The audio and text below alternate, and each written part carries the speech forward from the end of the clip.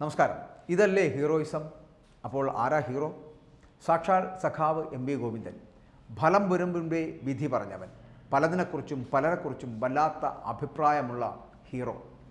Lok Sabha തിരഞ്ഞെടുപ്പിൻ്റെ exit poll ഇന്ന് വരാനിരിക്കെ അത് തങ്ങൾക്ക് എതിരായിരിക്കുമെന്ന് പറയുവാൻ CPM സംസ്ഥാന സെക്രട്ടറി എം.വി. ഗോവിന്ദന് മാത്രമേ കഴിയൂ. എക്സിറ്റ് പോളൊക്കെ CPMന് എതിരായിരിക്കും എന്ന് തന്നെയാണ്. കേരളത്തിൽ 20 സീറ്റുകളിലും UDF ആണ് എന്നും CPMന് 0 എന്നും എക്സിറ്റ് പോൾ വന്നാലും ഒരു പ്രശ്നവുമില്ല എന്ന് ഇതാ എം.വി. ഗോവിന്ദൻ പറയുന്നു.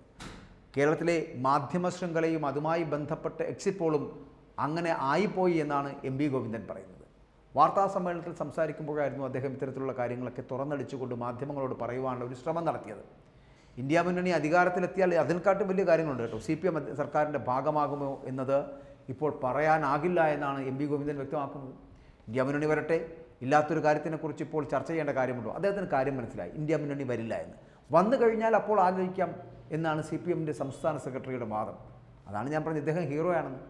മന്ത്രിസ്ഥാനത്തിനായി ഇപ്പോഴേ കുപ്പായം തുന്നി വയ്ക്കുന്നവരല്ല ഇടതുപക്ഷക്കാർ.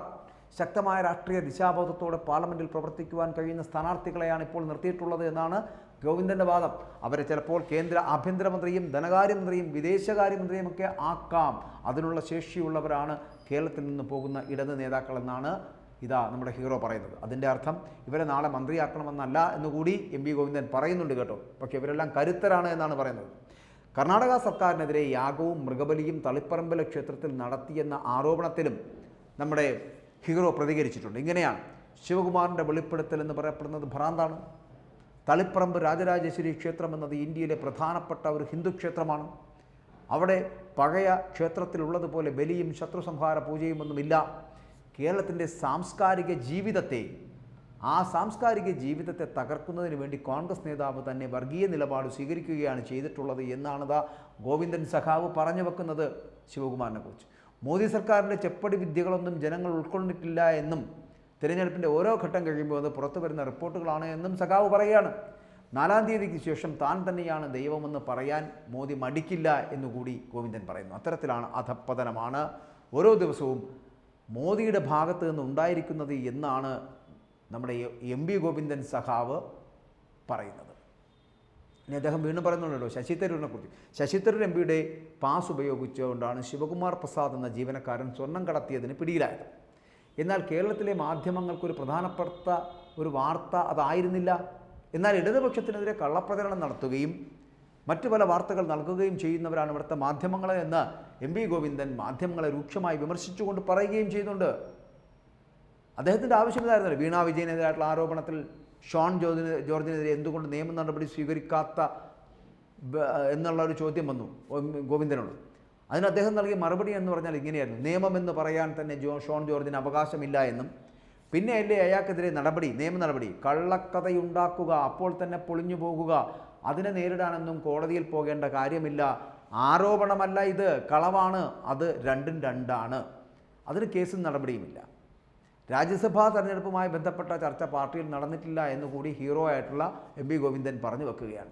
അപ്പോൾ ഇദ്ദേഹം പറഞ്ഞ കാര്യങ്ങൾ നിങ്ങൾ ശ്രദ്ധിച്ചു കാണുമെന്നാണ് എൻ്റെ വിശ്വാസം. ഇദ്ദേഹം പറഞ്ഞത് എന്താ?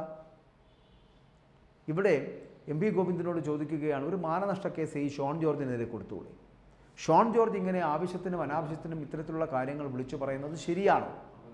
വീണ വിജയനെതിരെയും പിണറായി എതിരെയുമൊക്കെ ഇങ്ങനെ മാസപ്പടി വിവാദങ്ങൾ അടക്കമുള്ള കാര്യങ്ങളിൽ അഴിമതി ആരോപണങ്ങൾ ഉന്നയിക്കുമ്പോൾ അതിനെതിരെ ഒരു നിയമ നടപടി സ്വീകരിക്കേണ്ടതല്ലേ എന്ന് ചോദിച്ചപ്പോൾ ഇതിനൊക്കെ എന്തിനാണ് നിയമ നടപടി എന്നാണ് ഹീറോ ആയിട്ടുള്ള എം.വി. ഗോവിന്ദൻ്റെ ചോദ്യം. അതായത് ഇതൊന്നും നമ്മൾ നിയമ നടപടിയുമായിട്ട് കോടതിയിലേക്ക് പോകേണ്ട ആവശ്യമില്ല, ഇവിടെ പറഞ്ഞു തീർക്കാവുന്നതേ ഉള്ളൂ എന്നാണ് പറയുന്നത്. അതായത് രണ്ടാമത്തെ ഭാഗം രണ്ടുപേരും ഓരോ ഫേസ്ബുക്ക് പോസ്റ്റ് ഇട്ടപ്പോൾ കഴിഞ്ഞു എന്നുള്ള തരത്തിലുള്ള പ്രസ്താവനകളാണ് നമ്മുടെ എം.വി. ഗോവിന്ദൻ മുന്നോട്ട് വെക്കുന്നത്. അപ്പോൾ ഇതിൽ നിന്ന് നമുക്ക് മനസ്സിലാക്കാൻ കഴിയുന്നത് ഷോൺ ജോർജിനെതിരെ ഒരു വിരലണക്കാൻ പോലും CPM തയ്യാറാകില്ല എന്നുള്ളതാണ്. എന്തോ ഒന്നുണ്ട് എന്നുള്ള കാര്യത്തിൽ സംശയമില്ല. എന്തോ ഒരു കനലെരിയുന്നുണ്ട്. ആ കനൽ തീയായി മാറുവാൻ കുറച്ച് അധികം സമയം വേണ്ട എന്ന് മനസ്സിലാക്കിയ എം.വി. ഗോവിന്ദനാണ് ഈ മാധ്യമങ്ങളുടെ ഈ ചോദ്യത്തിന് ഇങ്ങനെ പ്രതികരിച്ചത് എന്ന് നമ്മൾ സമൂഹം ചിന്തിച്ചാൽ അതിനെ തെറ്റു പറയാൻ കഴിയില്ല സഖാവെ. കാരണം സഖാവ് പറഞ്ഞത് എന്തെങ്കിലും ഒന്ന് തുമ്മിയാൽ പോലും നിങ്ങൾ നിയമ നടപടിക്ക് പോകുന്ന നിങ്ങൾ എന്തുകൊണ്ടാണ് ഷോൺ ജോർജ് വീണ വിജയനെതിരെ ഇത്തരത്തിലുള്ള വലിയ ആരോപണങ്ങൾ ഉന്നയിച്ചിട്ട് നിയമ നടപടിക്ക് പോകാത്തത് എന്നാണ് ചോദ്യം. നിങ്ങൾ പറഞ്ഞാൽ മതി. ഈ സുനീഷും ഒപ്പം തന്നെ വീണ വിജയനും ഉൾപ്പെടുന്നവർക്ക് കമ്പനി വേറെയാണ് എന്നൊക്കെ പറഞ്ഞ് ഇങ്ങനെ തലയെഴുത്ത് നടത്തുന്ന നിങ്ങൾ, കുത്തും കോമയൊക്കെ നോക്കി തലയെഴുത്ത് നടത്തുന്ന നിങ്ങൾ, ഇവർക്ക് ദുബായിൽ അക്കൗണ്ട് ഉണ്ടോ എന്ന് മാത്രം പറഞ്ഞാൽ മതി. ഇതല്ല, ഈ കമ്പനിയല്ല, അല്ലെങ്കിൽ മറ്റൊരു കമ്പനിയാണ് എന്നൊക്കെ പറയുമ്പോഴും വീണ വിജയൻ അവിടെ അക്കൗണ്ട് ഉണ്ടോ എന്ന് പറഞ്ഞാൽ തീരാവുന്ന പ്രശ്നമേ ഉള്ളൂ. അത് നിങ്ങൾ പറയുന്നില്ല. അപ്പോൾ ഷോൺ ജോർജ് പറഞ്ഞാൽ ശരിയല്ലേ എന്ന് പൊതുസമൂഹം ചിന്തിക്കും.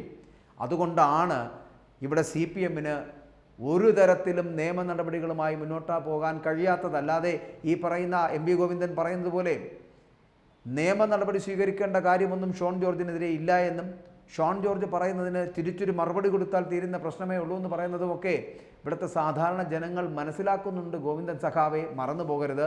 അപ്പോൾ നിങ്ങൾക്ക് കരുത്തില്ല, നിങ്ങൾക്ക് ഷോൺ ജോർജിൻ്റെ വെല്ലുവിളി ഏറ്റെടുക്കാൻ കഴിയില്ല. അതിനർത്ഥം ഈ പറയുന്ന കാര്യങ്ങളിലൊക്കെ എന്തോ സത്യമുണ്ട് എന്ന് തന്നെയല്ലേ എന്ന് വിശ്വസിക്കേണ്ടി വരുന്നു. എന്തായാലും ഇങ്ങനെയൊക്കെ പറയുവാൻ, ഈ പറഞ്ഞ കാര്യങ്ങളൊക്കെ പറയുവാൻ MV ഗോവിന്ദനല്ലാതെ മറ്റൊരു നേതാവിനും കഴിയില്ല എന്നുള്ളതാണ്. ഷോൺ ജോർജിൻ്റെ വിഷയത്തിലാണെങ്കിലും ശരി, ഇനി അല്ല ഇതിനും അപ്പുറം വേറെ ഏതെങ്കിലും വിഷയം ചോദിച്ചാൽ പോലും അദ്ദേഹത്തിന് പറയാൻ പലതരത്തിലുള്ള കാരണങ്ങളുണ്ട്. എക്സിറ്റ് പോൾ ഫലങ്ങളെക്കുറിച്ച് ചോദിച്ചാൽ എക്സിറ്റ് പോൾ ഫലങ്ങൾ തങ്ങൾക്കെതിരായിരിക്കുമെന്ന് പറയുവാൻ ഇത്രയും കരുത്തുള്ള ഒരു നേതാവ് MV ഗോവിന്ദനല്ലാതെ മറ്റൊരാളില്ല. തങ്ങൾക്കൊരു സീറ്റ് പോലും ലഭിക്കില്ല എന്നിങ്ങനെ പറയാൻ കഴിയുന്നത് MV ഗോവിന്ദന് മാത്രമായിരിക്കും. അതുകൊണ്ട് നിങ്ങൾ ഹീറോയാണ് സഖാവേ, നിങ്ങൾ ഹീറോയാണ്.